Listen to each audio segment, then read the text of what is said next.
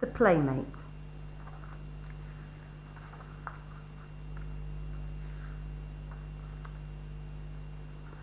But Mum, I don't have anybody to play with. I really need a pet.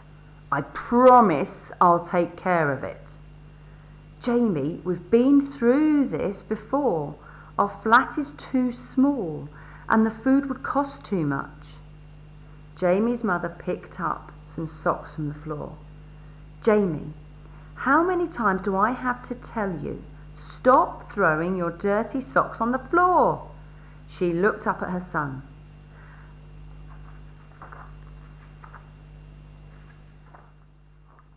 And what have you got in that paper bag? Oh, nothing. Jamie backed out of the doorway. Sorry about the socks. I'll try to remember. I've got to go now, Mum. Bye. Jamie ran out of the building and down the street. The abandoned buildings there were his playground. His mother had warned him many times that the old buildings were dangerous. But Jamie saw adventure where other people saw danger. Jamie moved a wooden board away from the door of one building. He crawled inside. There was broken glass on the floor. It crunched under his feet.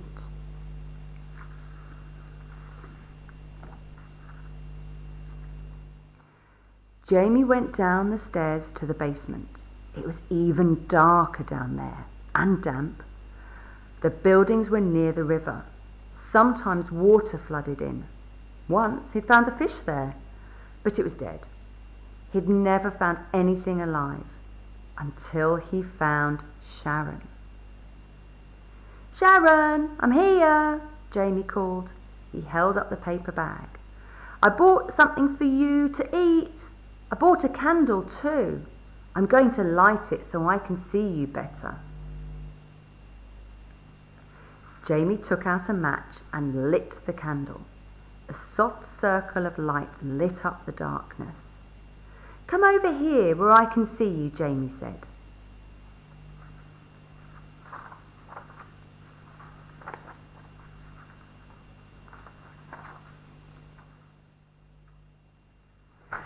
Please don't be afraid. I'm not afraid. I told you that. The creature slithered into the light. It was about Jamie's size. Its head and body were covered with dark green scales. In the light of the candle, the scales shone like emeralds. The candle started to go out. Jamie made a move to cup it with his hands.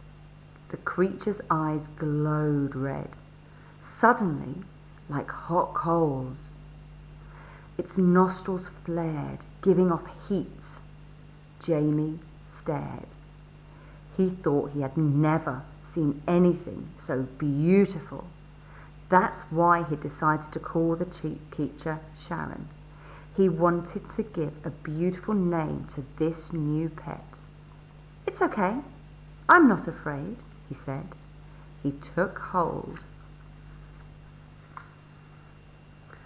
of the creature's fin-like arm. It felt like his father's raincoat when it got wet. He held the fin for a moment, then let it drop. A thick green slime covered his hand. He wiped it on his trousers. I'm trying to get Mum to let me bring you home, Jamie told the creature. I know you're not really a pet. You're a friend. Sort of. But I can't let you stay out here in the cold. Winter's coming soon. It gets really cold here then. And sometimes Mum doesn't let me go outside when it snows. Jamie watched the creature's face. Oh, Sharon, he said, I wish you could talk. I don't know if you understand me or not.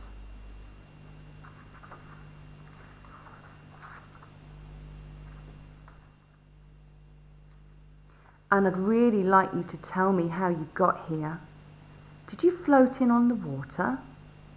The creature didn't answer. It just looked at Jamie. Its mouth opened slightly and something white gleamed. Jamie thought it was smiling. "Well," said Jamie, "I hope you're hungry anyway. I brought you a chicken sandwich." The creature looked down at the sandwich. It made no move to eat it. "I'll just leave the food here for you," Jamie said. He sighed. "I wish I could stay, but I have to go. Mum is angry with me at the moment. I left my socks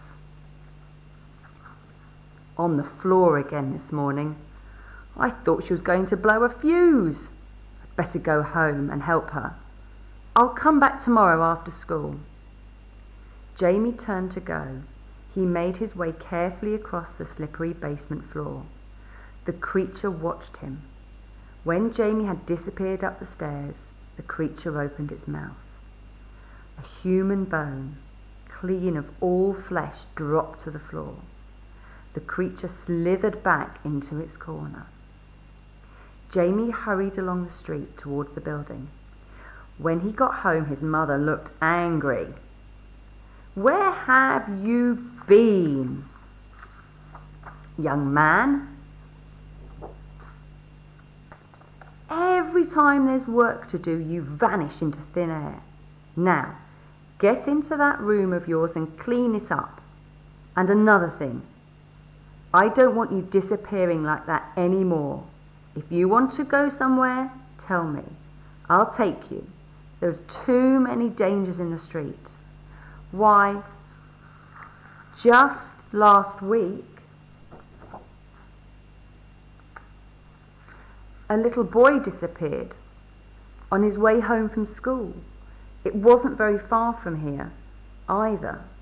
But Jamie wasn't really listening. He seemed to be thinking about something else.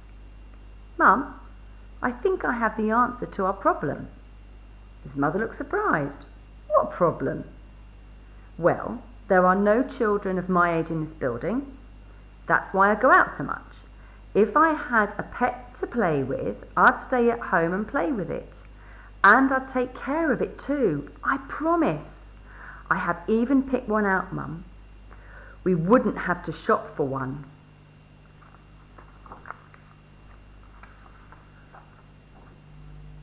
"Oh, please, Mum. Can I have a pet, please?" Jamie's mother laughed in spite of herself. Okay, she said, smiling. "I suppose you do need a playmate, and I can't refuse an argument like that. You've probably got some poor animal out there in a box somewhere. I just hope it isn't too dirty." Jamie hugged his mother around the waist. "Oh, thanks, Mum. I'll go and get Sharon right now. I know you'll like her." Jamie ran out of the door.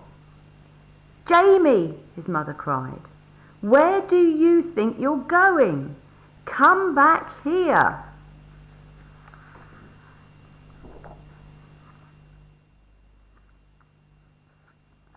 The front door slammed, and she sighed. "Oh, that kid," she said to herself, shaking her head.